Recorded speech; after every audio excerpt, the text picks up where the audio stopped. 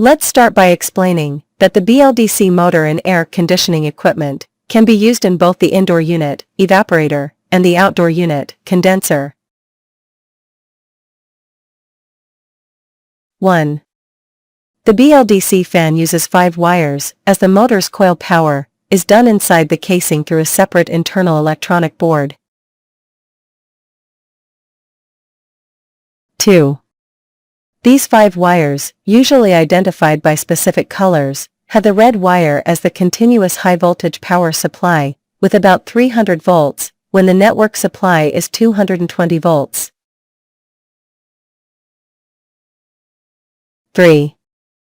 The black cable is the ground or common for the entire electronic board.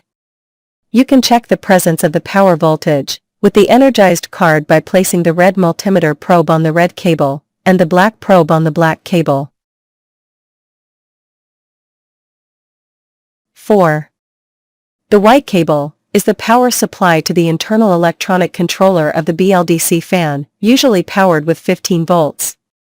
You can check the voltage presence with the energized card by placing the red multimeter probe on the white cable and the black probe on the black cable. 5. The yellow cable is the signal or pulses from the main board controller to control the internal board of the BLDC motor. You can check the voltage presence with the energized card by placing the red multimeter probe on the yellow cable and the black probe on the black cable. It should measure changing values of DC voltage. 6. The blue cable is a signal cable from the BLDC motor to the main electronic board to indicate speed and position of the BLDC motor rotor. You can check the voltage presence with the energized card by placing the red multimeter probe on the blue cable and the black probe on the black cable. It should show an almost constant DC voltage value.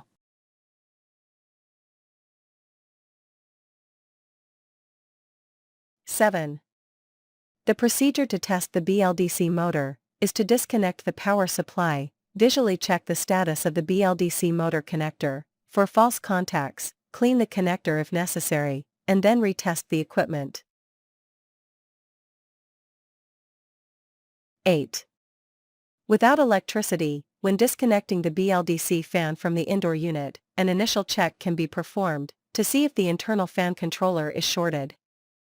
Using a multimeter on the ohm electric resistance scale, measure the resistance between the high-voltage power supply pin, red cable, and the high-voltage ground black pin, which should be infinite, indicating a correct result.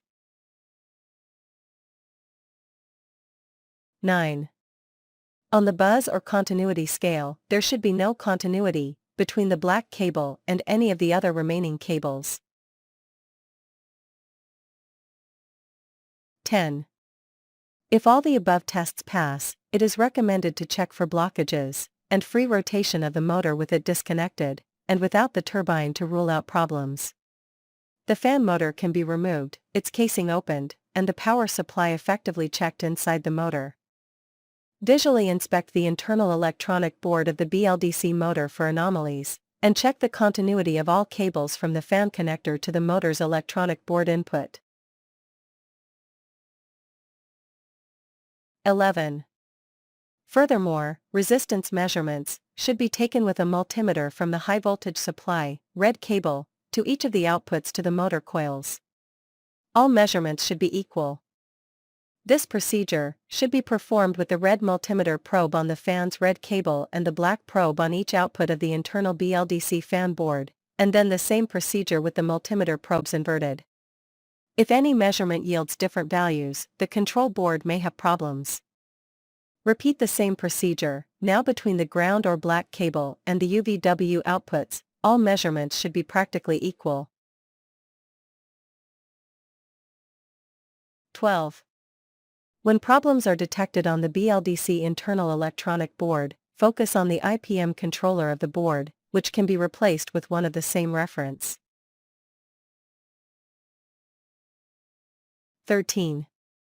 If no electronic problems are observed, then disconnect the electronic board from the coils, and measure the electrical resistance of these 3 coils. All measurement values should be equal.